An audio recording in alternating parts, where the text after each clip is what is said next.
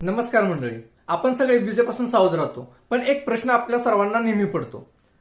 जर आपला हात कापला असेल तर, म्हणजे जसं की आपल्या हातावरती एखाद्या ब्लेडने कट पडला असेल, कात्रीने कट झाला असेल आपला हात, किंवा शरीरावरती कुठेही जखम झाली असेल, तर आपला करंट लगेच बसतो का, हा प्रश्न तुम्हाला सर्वांना नेहमी पडतो. कधी कधी तुम्हाला असं जाणवलंही असेल की तुम्हाला तो करंट लागतोय. याचं उत्तर आहे हो आणि नाही, दोन्ही होऊ शकतं. काय होतं तर, साधारणपणे आपली जी त्वचा आहे हे काय करतं तर आपल्या शरीराला एक प्रोटेक्शनचं काम करतं. जेव्हा आपली त्वचा ही ड्राय असते, म्हणजे आपली कोरडी त्वचा असते, त्यामुळे काय होतं तर कोरड्या त्वचेचा रेजिस्टन्स हा खूप जास्त असतो.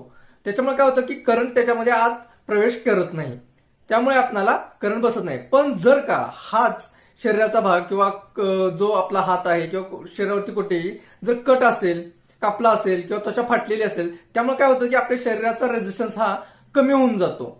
त्यामुळे जर आपण इलेक्ट्रिक उपकरणांना हात लावला किंवा वायरला हात लावला तर आपल्याला करंट सहज बसू शकतो आणि ते आपल्यासाठी खूप धोकादायकही असू शकतं. म्हणून हाताला जखम असेल किंवा काही असेल तर कोणतंही इलेक्ट्रिक काम करणं टाळा.